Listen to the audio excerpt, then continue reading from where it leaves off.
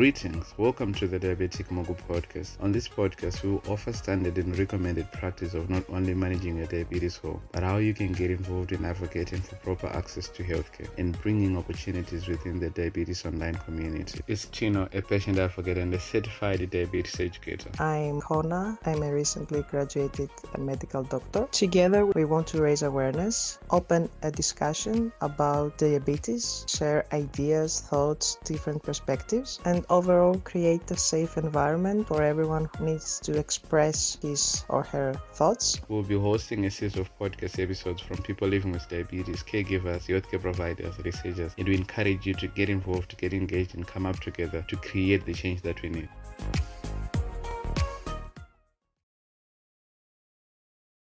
Hello everyone. It's a Diabetic Mogul podcast.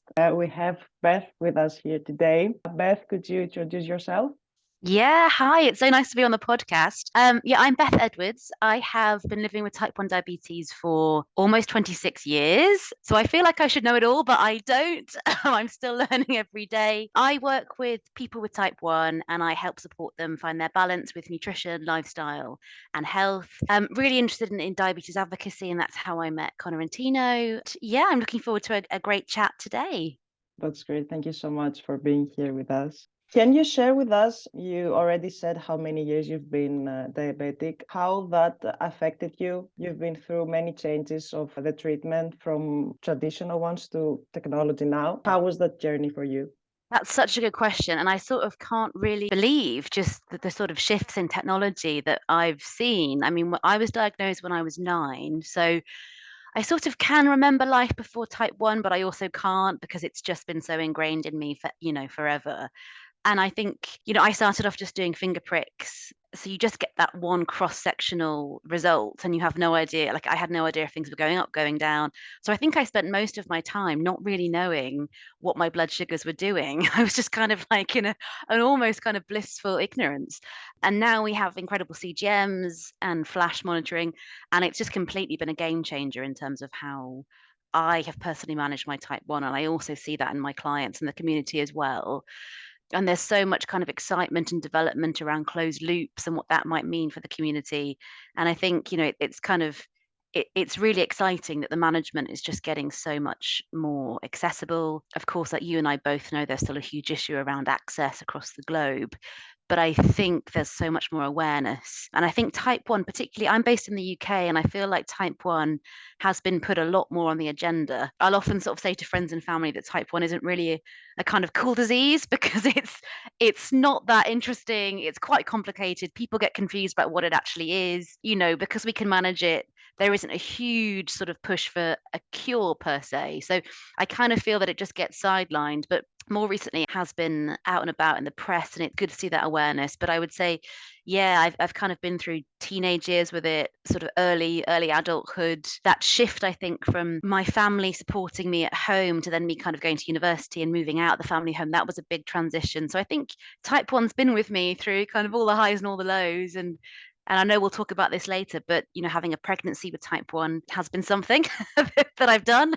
It's been quite an event. And now I'm a mother with type 1, kind of like unlocking another like sort of level of type 1 management. It's just so much more intense. Sort of been like a companion that I've just had. And yeah, I wouldn't necessarily say I always want it to be there, but it has given me a lot of stuff too, and in terms of sort of being 9, it was really formative to get this diagnosis. And you sort of think, well, what would I be like without type 1? And we'll never know that. And it's kind of just a thought experiment. But I definitely know that type 1 has given me kind of a strong sense of responsibility, a drive, because you're always having to kind of just be aware, know what's going on, be looking after yourself. And I think in some ways it's sort of disconnected me from my body, because almost type 1, I've found, makes everything fairly clinical about your body, and you kind of have to view it as numbers and view it quite medically. But at the same time, it's given me much more awareness of my body at the same time as well, and what it can do and what it can't do, and its limitations and what it needs. So yeah, it has been a journey, like you say. Yeah, and the transition it's really interesting. You mentioned that you live in the UK. UK is a country that provides insulin and all the necessary medical equipment to people living with diabetes. Mm. How is it like to be a diabetic patient in the UK? And also, how do you feel regarding your advocacy work and how you see you are in a country that you benefit from the policies, whereas other people don't have access to the basics? Sure. That's a really good question.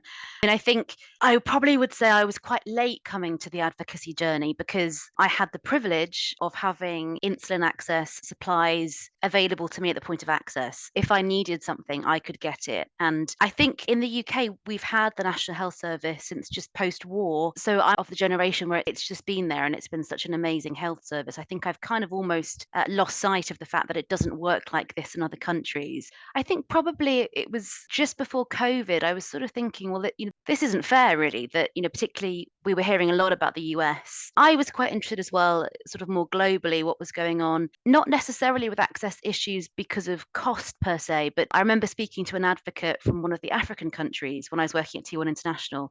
And they were saying that actually it's not access to insulin that's a problem, but it's that we haven't got fridges, so we can't keep the insulin cool. So it was kind of those access issues that I found really interesting, that it's not just whether you can access medication, it's the whole infrastructure around a country and a person living in that country. So being in the UK, we are incredibly privileged to have this. And as someone with type 1 diabetes, I am overwhelmingly grateful and concerned about keeping it and preserving it. And I think I've been trying to rally the troops here in the UK a little bit to sort of say, I know it doesn't concern us, but it's so important that we kind of reach out to others in other countries where people are dying of lack of insulin access. And so I think it may be relevant here in the UK in the future if our healthcare service changes and shifts and we become a different kind of model. And I think because of that and because of the stories from across the globe, I can see a bit like how type 1 is just becoming more in the press and in the news here in the UK. I think there's an awareness growing of, oh, actually, gosh, if I didn't have my prescription that's free, obviously we pay our taxes, but like I say, you don't have to pay sort of really high upfront costs. I think people are sort of thinking, actually, what if this went? I've been hearing about things in the US and I've been hearing about people dying of type 1 diabetes, which in this day and age is just mad. I think the kind of awareness is growing, but I often talk to my husband and I just say, like, whoa, like if we were based somewhere else in the world, we would have to make very different lifestyle choices. If I wanted to work in the US, for example, I'd probably have to take a job that had insurance cover, medical cover, because I don't see how we would do it otherwise. So to have the freedoms that I have here is something I really don't take lightly. And at the same time, trying to kind of tell people this is great. And actually, if we could do something to support others, let's do it. And that's the whole advocacy piece that I think it is growing here in the UK as well. It's just not as pressing at the moment here. And hopefully it won't have to be pressing, but it's just trying to bring awareness without sort of concerning people at the same time. Yeah, it's pretty much the same with here in Greece. I didn't realize how lucky I was until I read about what's happening in the world concerning insulin and diabetes. Yeah. UK is a country that provides all the essentials. You said that diabetes has driven your life. It's a compass to your life. You are in the field of diabetes professionally. You're a nutritionist specialized in diabetes. What led you make that choice? I almost feel like it's inevitable this was going to happen to me just because I think, for me personally, type 1 is such a huge aspect of my identity. I think probably for quite a few years I tried to sort of ignore that and push that down and not really celebrate what type 1's given me. I think it was quite easy for me just to say, oh, it's just a pain. Like, I don't want to be dealing with this. But actually, I think learning to sort of live in harmony with it really helped me see the potential of what's possible. And I know that you're interested in this professionally too, and it's something you might think about from your medical training. But I think, I was led into nutrition because of the interest in food, because of the interest in health, which I think is because of the type 1. So it all kind of comes back. It's almost like that's sort of the beginning. And then I was sort of working in nutrition and I had a background in academic clinical research and had another background in psychology. I sort of like to wear different hats and things, and I need stimulation and sort of different and change to keep me focused. So I was doing lots of different things. And then I saw actually in the UK, there was a huge gap, people specializing in type 1 from a nutritional perspective. Again, as part of the care here for type 1 diabetes, you will be seen by a diabetic specialist nurse and a consultant, or at least a doctor. And that can vary, 6 months, 12 months, sometimes it's longer, depending on your personal circumstances. Theoretically, you could have access to a dietitian, but they can be quite thin on the ground. The same with psychologists. They're usually reserved for high needs patients. So not everybody gets access just due to funding and things. So I was thinking, actually, there's something missing here. And I guess I sort of stepped into the job I do now because it's what I was looking for myself 10 years ago. I wanted someone like me to go and see, but there was nobody there. And I'm not saying I'm kind of the answer to everything, but I definitely think the personal experience is quite a big part of the work, because I often say to clients, I think they think that because I work in type 1 and I've had it for so many years, I sort of sit on the gospel of the font of all knowing. And I don't. Like, I get it wrong. I have lows, I have highs. It's all part of type 1. But what we have to learn to do is manage those things and not expect to get rid of them, because that's never going to happen. I try and really say to people, I'm no different to you. Like, I have to go through the struggles as well.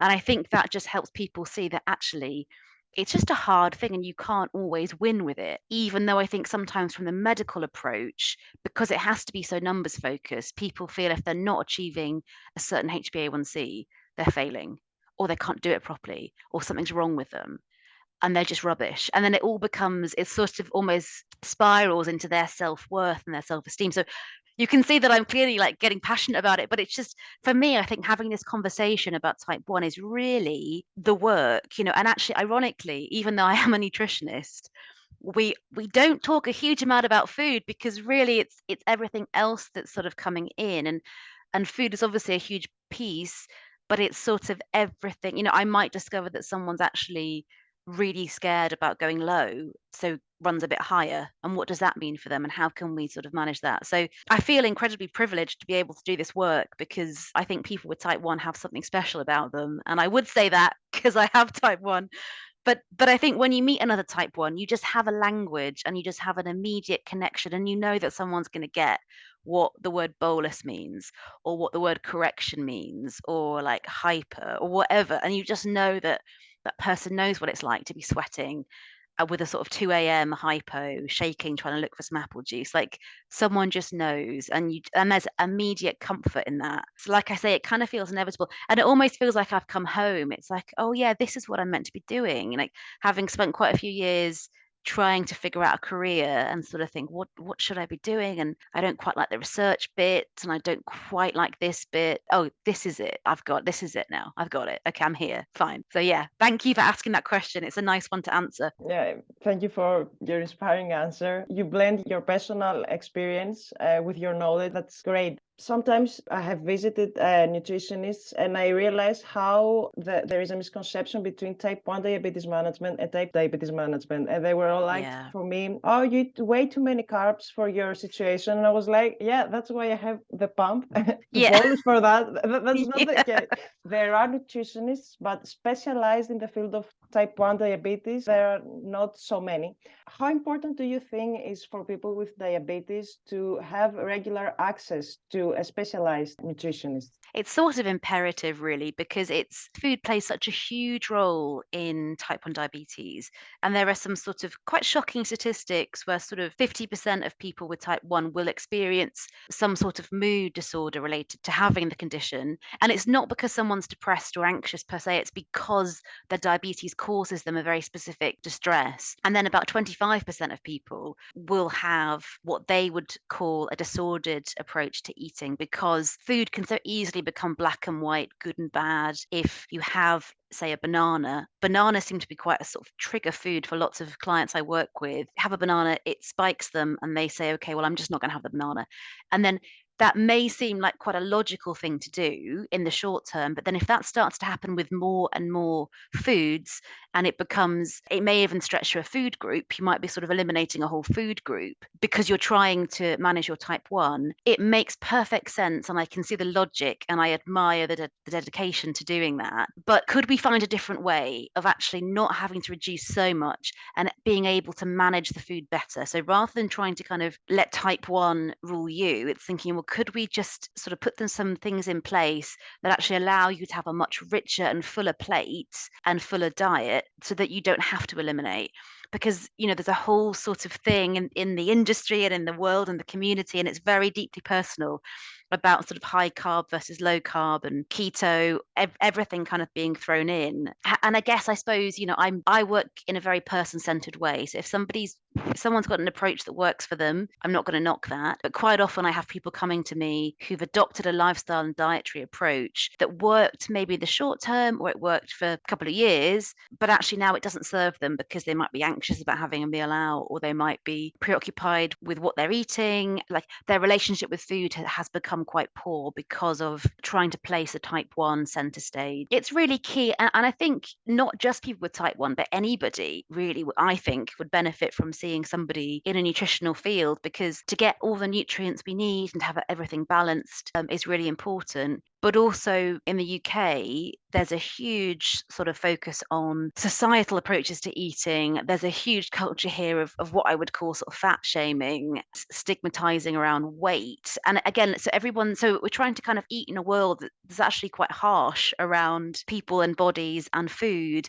And there's a lot of assumptions made about what people should be eating and shouldn't be eating, and a lot of kind of myths that go around, almost kind of scaremongering. I think it's really important. And actually, a lot of the time with clients, we actually work on getting them to eat more food, not less, which is ironic because people think that working in nutrition, I'll just say to them, cut this out, cut that out. But it's actually the opposite.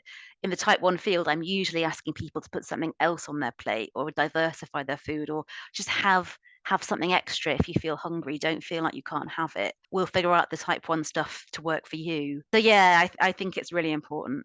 I keep saying that in type 1 diabetes, we are over-informed and we end up not knowing what applies to us. We're trained about food, we are trained about carbohydrates, proteins, and lipids and fats, but we don't know what works for us. We don't get personalized plans, and that's a huge mistake, if you ask me. What kind of advice could you give as a nutritionist regarding diabetic people and their nutrition, their diet? I think you're totally right about the over information. There's just so much coming at us, not just from medical team or our family, but society, social media. Like it just goes on and on. It's like, I just don't know what to eat. It's that kind of feeling. So my general approach would be to always think about the bigger picture. The sort of starting point for me is to try and tell people that we're not looking for perfection.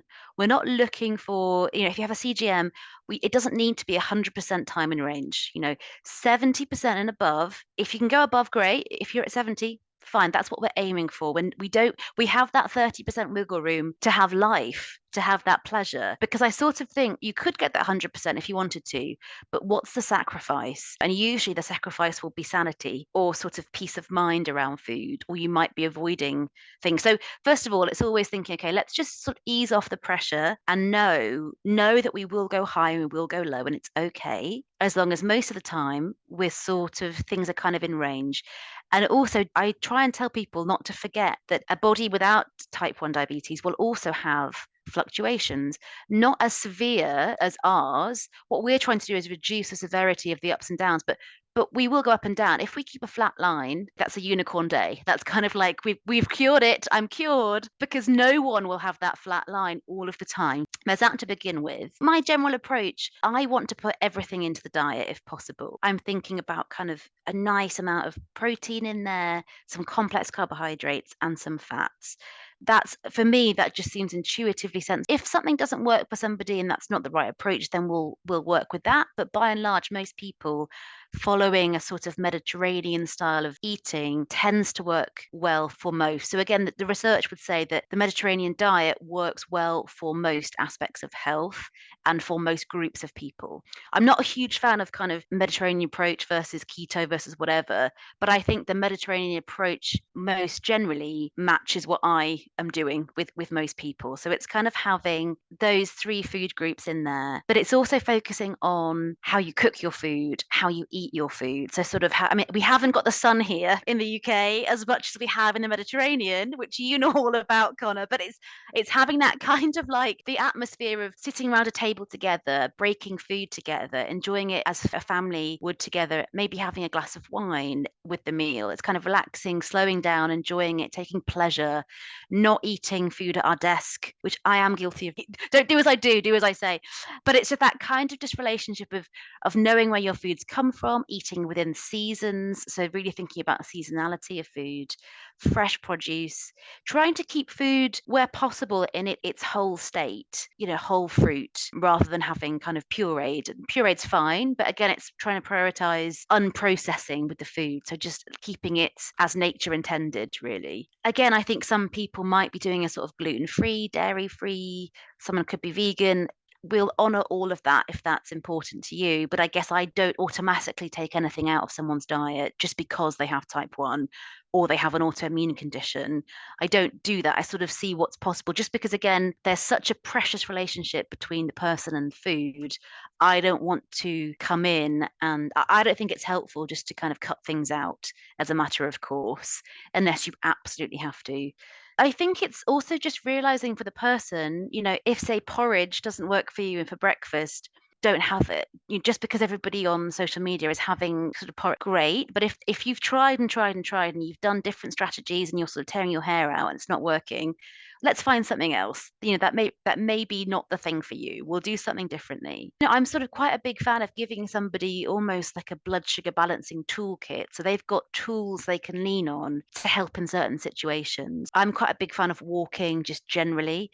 But a walk after a meal can be really helpful if you know that you're probably more likely to spike. What can you do to counteract the effect? So we know that insulin can work quite slowly. So if you put the insulin in, but the food is being absorbed more quickly, so you can see the blood glucose levels going up, but you can't put more insulin in because it hasn't worked its way through yet. A quick walk could just mitigate how high it goes. So things like that would be one example I would use. But also, like I said at the beginning, it's sort of the overarching bigger picture stuff is more important. If you go out for someone's birthday and there's a birthday cake, everyone's having a piece of birthday cake, and you want one, I'd be like, yeah, have the birthday cake, bolus for it. Try and pre-bolus if you can. If you can't, often you can't. Okay, fine.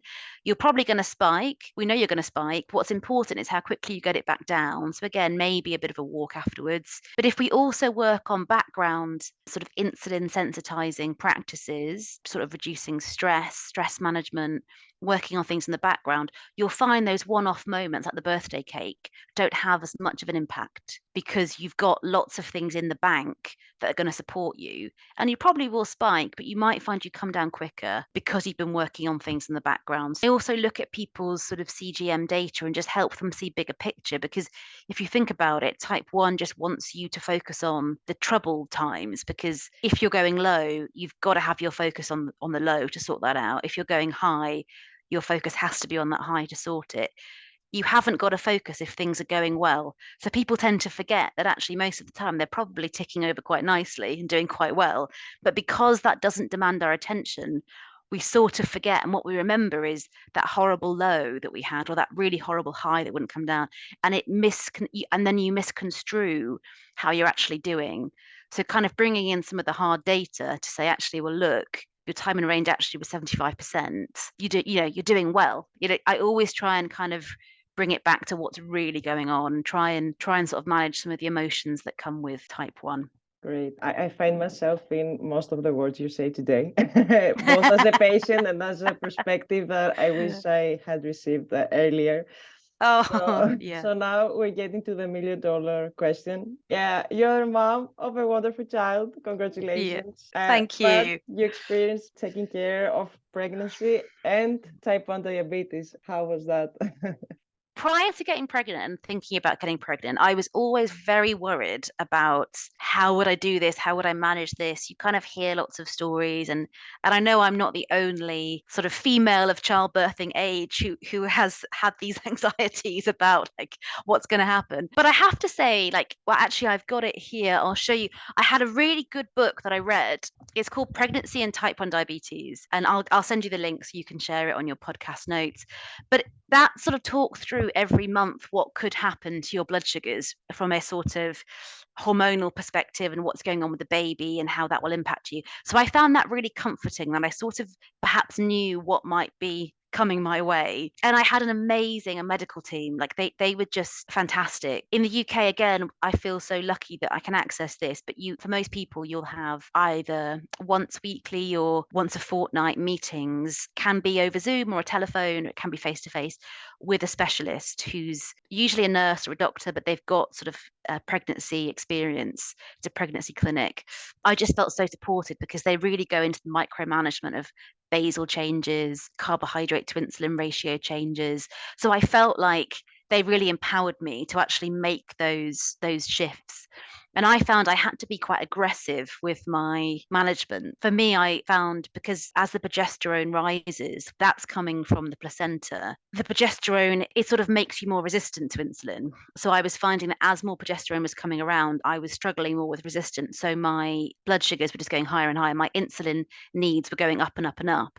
But I just kept increasing them quite aggressively because I had to. I mean, it wasn't a walk in the park, is what I'll say. It was like unlocking another level of type 1 management that I didn't know I had it in me, to be honest. I just didn't know I could do it. And I've heard the same from other people who've had type 1 pregnancies, that something just kind of shifts to real pain. I ended up sort of marching around the block at like 11 p.m. most nights because I wanted to keep things a bit lower and I couldn't use the insulin. Wasn't working quick enough. I was doing that, but by and large, it was manageable and it is possible to do it. 9 months is a very long time when you're going through it. But I guess in terms of, I was thinking, I've had it 24, 25 years at this point. 9 months, I can do 9 months of like intense focus. It's hard because you're kind of dealing with a lot of the normal pregnancy things like sickness, tiredness, people don't want to eat as much food. So that you have all of that plus type 1. So I would say if you can rally around a good support team as well, that was really helpful for me. I kept saying to people, this is really hard work. This is really hard work. And everyone kept saying, we know it is. But I just sort of wanted to tell people, look what I'm going through. Look what I'm having to do. But then it all paid off because my son was born and he had no issues. And that was great. But having said that too, he may have had issues which were unrelated to type 1, or some people control their type 1 precisely and there is still complications. So sometimes you just, even if you try your hardest and hardest, things crop up that you just can't control. So again, I think there's so much we have to focus on if you're having a type 1 pregnancy, but also don't forget that you're not responsible for everything because sometimes these things will just happen anyway. So it's trying to kind of have that balance of you working hard, but not also realizing that things may just crop up, that despite your best efforts, these things sometimes happen. It's that sort of balance. A great experience to have, a difficult one, but yeah, you could tell to your child your experience. He would appreciate more in the pregnancy Look process. what I did. Yeah. For you to be here. Yeah. Last question. You are active on social media. You were at T1 International. You share your thoughts, your experience. How important is that for diabetes community to be active, to be advocating, to be representing themselves? What do you think about that? I think it's amazing to have the space in the community. I think it's so important. COVID brought us so many problems and so many challenges, but what it did do from an advocacy point of view was it really pushed things online.